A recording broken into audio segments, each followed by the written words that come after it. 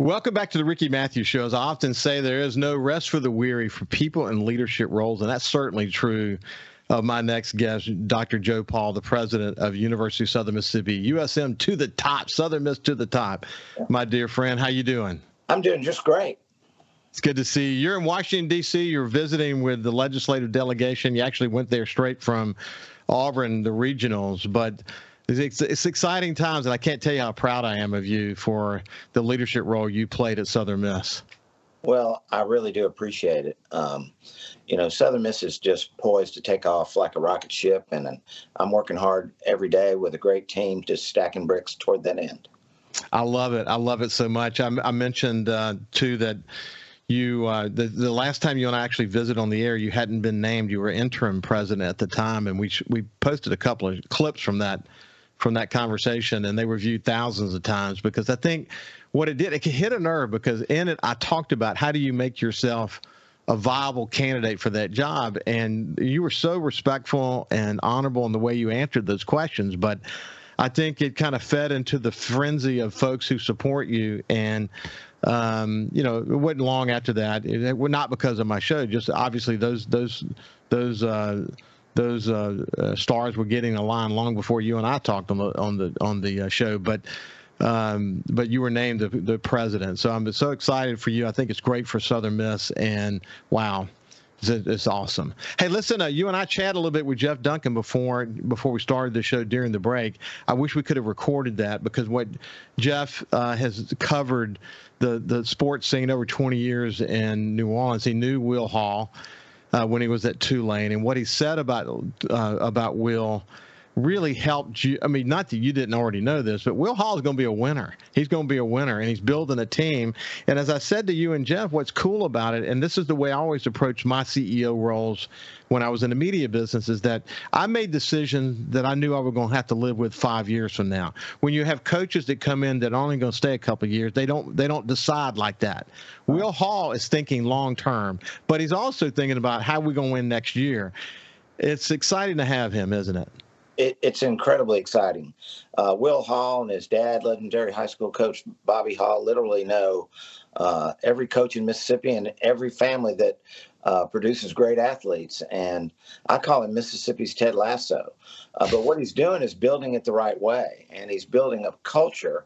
And in fact, that's the reason for our sustained success in baseball. But in this third year, you're going to see great things out of Will Hall and the football Golden Eagles. I have no doubt about that.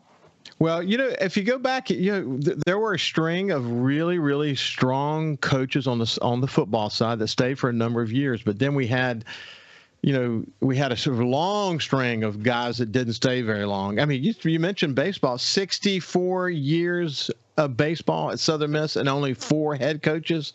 Lord, have mercy. I mean, has that ever happened in the entire United States? I would imagine it's pretty rare. And, when you think about it, I get asked all the time, how can Southern Miss be among the top dozen teams year in and year out in the nation? And it's all about continuity and culture. So Hill Denson brings in Corky Palmer as his assistant, and he starts to build a culture and in the program. Then Corky comes on as head coach, and he brings in Scott Berry as his assistant. And then when he's ready to step aside, Scott steps in. And now that Scott's chosen to step aside, we've got Christian Ostrander ready at the helm. So we're not going outside to change something. We've got something that works, and we're able to sustain it. It's very, very unusual. That's why so few players leave our program. It's because it's a positive culture. It's a place they want to play with coaches that care about them and know what they're doing. Hey, listen, you know this. All of my family went to Southern Miss, but except one son, Justin, who now works at New York City, went to Auburn. Yeah. So we're Auburn fans too, and it was so cool to see Southern Miss and Auburn playing one another. And to be quite honest with you, we weren't torn about who we wanted to win. We wanted Southern Miss to win. Yeah. But it's you know what? It's been a fun team to watch. You have this feeling, certainly you had this feeling as we headed toward the end of the season and then during the regionals in Auburn, that this is a team of destiny. And you look, there were Southern Miss only got a certain number of tickets. I think slightly more than 200 tickets tickets. Right. What fans had to do to jump through holes to actually make it there in force. You felt like that was a home team the whole time you're watching that, even though you were in Auburn. Yeah. But it was, and then to lose and have to win 4 consecutive games to be able to get into a situation to make it to the Super Regionals, and then to be able to host it again, dude, that's incredible. Yeah, it was, our team won 5 games over 4 days. And especially when Auburn got knocked out, every game there were more and more Southern Miss people there. And probably, and that's a 5-hour drive. And so probably by the finals on a Monday, we must have had 500 or 600 people there. And so it was a great event. And yes, to now host a Super Regional 2 years in a row, that's good work. I mean, this team won 45 games this year. Scott Berry has won 40 games or more for 7 consecutive years. It's just incredible. And they've won 23 of the last 26. Yeah. But, speaking, there's so much we could talk about, but let's just spend a little time on Scott Berry. Watching Scott Berry as the coach of the team, his calmness, he's so collected. He personifies what he wants this team to be about, which is resilience, ability to bounce back. When you think about the number of pitchers he lost, not only who maybe went for whatever reason and some that had injuries, you think about the adversity he had to deal with, the adversity they've had to deal with during the year. And if they get down, the team as a general rule doesn't get down, man. They just put whatever that issue was aside immediately, and they have a sense that they're going to win, but they're living Scott Berry's culture, and it's exciting to watch. It's a brand of baseball that is fun to watch, isn't it? It absolutely is. And, that's Southern Miss grit, right? Big, hairy goals, and you pursue them. You never give up. You never give in. There are teams that try to win, and the way I describe our baseball team is they refuse to lose. Now, they might run out of innings once in a while, but they are going to be in it to win it. And that's a reflection of Coach Berry. And he's also a guy that always takes the high road and does things the right way. So we've just been blessed. He's a fine human being as well.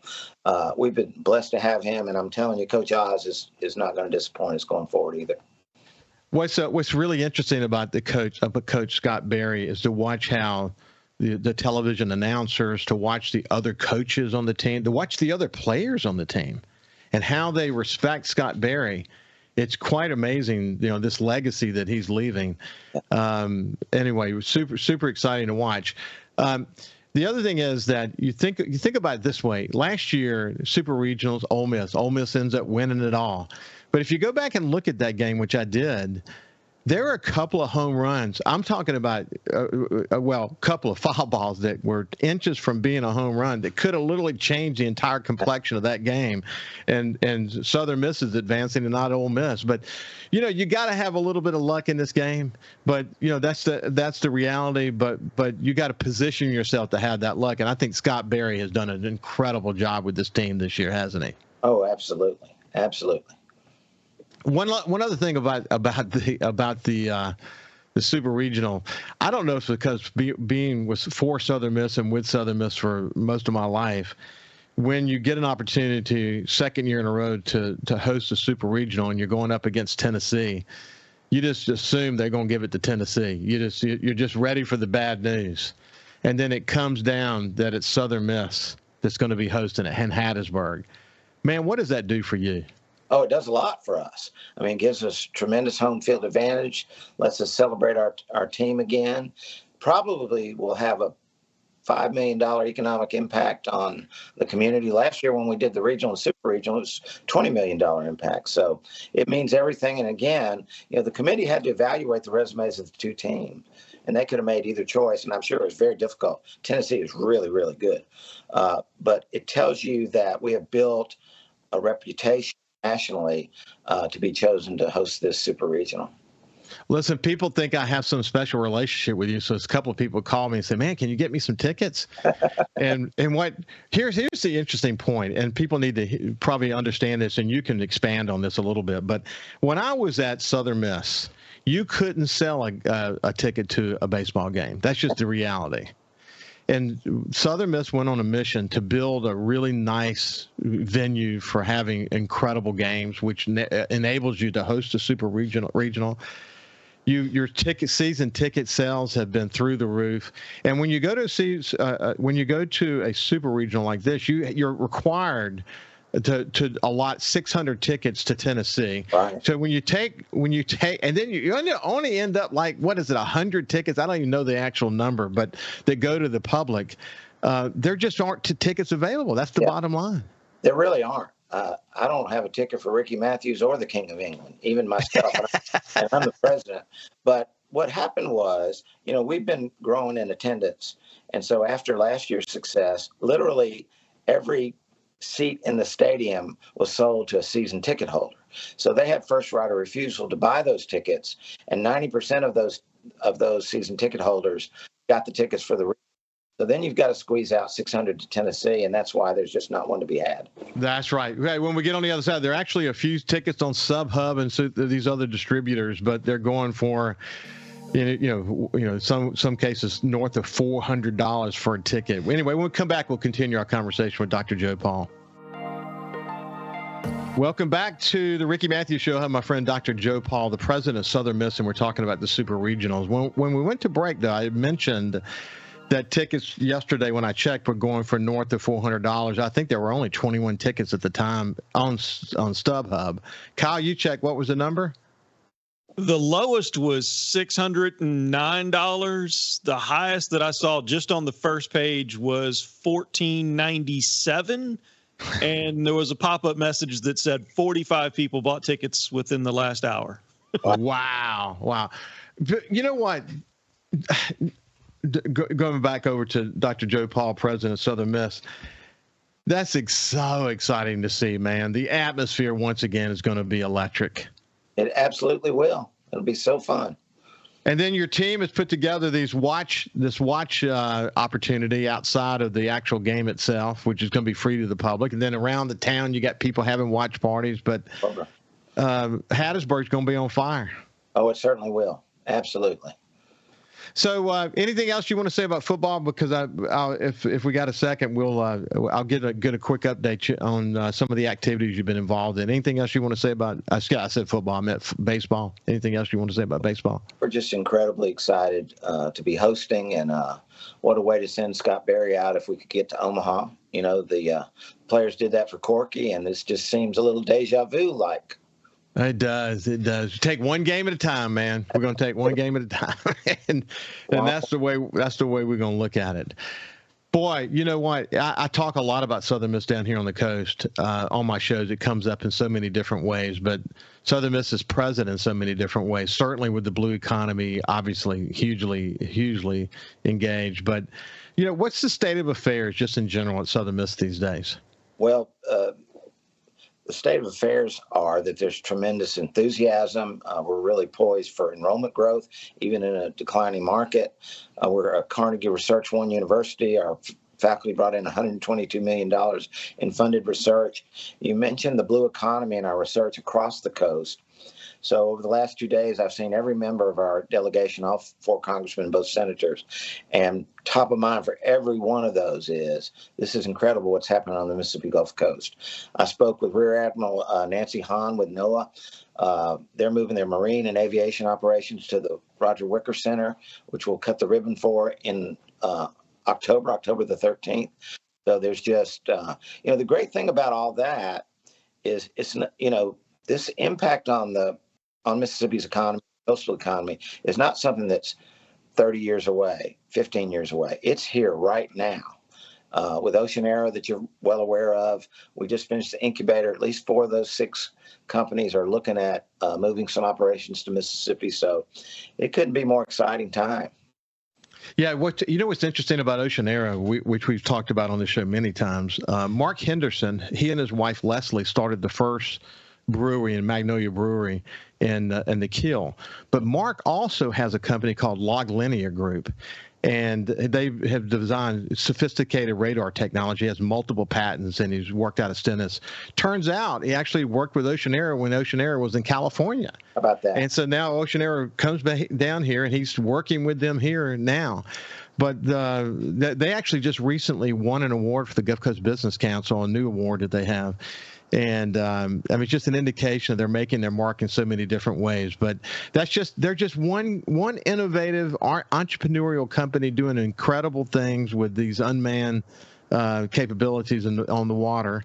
And then, where do we go from here? There's going to be incredible opportunities, isn't there? Oh, there really are. I mean, these uncrewed vessels that surface, they're underwater. They're satellite communicated with, and I've learned only recently that because we've got the Mississippi Sound, that we can provide testing in ocean waters, in brackish waters, and even in fresh waters up the rivers. And that, and you may know this, Ricky, because you know a lot of esoteric facts, but the conditions on the Mississippi Gulf Coast are very similar to the South China Bay, and so for defense purposes. This is going to be a real important testing site. So it's going to just take off. It already is. I think, for so many years, polymer sciences was the thing we all thought about in terms of when you think about innovation. But now you can see the blue economy really starting to rival the work that polymer science is doing. Not to take anything away from polymer science, because they've really established themselves, but it has that capability, doesn't it? Oh, it absolutely does. When you talk about $122 million in funded research, about a third of that's from polymer science and engineering, about a third is from ocean science and engineering, and all the work from fisheries to technology along the Gulf Coast. And then the other larger driver would be sort of life sciences, biology, biochemistry, and chemistry. But yeah, polymer science and engineering and this whole blue economy are really front and center for us. Hey, listen, we're almost out of time, but I think it's kind of funny to look at social media as coming back to the game this weekend, and Tennesseans, like they ragged Hattiesburg for not being able to have an Applebee's, for example, and people have had a lot of fun, defending Hattiesburg and whatever. But I think when Tennesseans get there and they see what that town is all about, they're gonna like it, I think. Oh, absolutely. That. Yeah. And that's for everybody that visits. Yeah, no doubt. Hey, listen, congratulations on your success, the success of the university, and of course, Southern Miss baseball. Can't wait for the game tomorrow. Have a great trip back home, my friend, and a great weekend. About to hit it. Southern Miss to the top. Thanks. Southern Miss to the top. This has been Dr. Joe Paul from Southern Miss. We'll see you on Monday. Have a great weekend.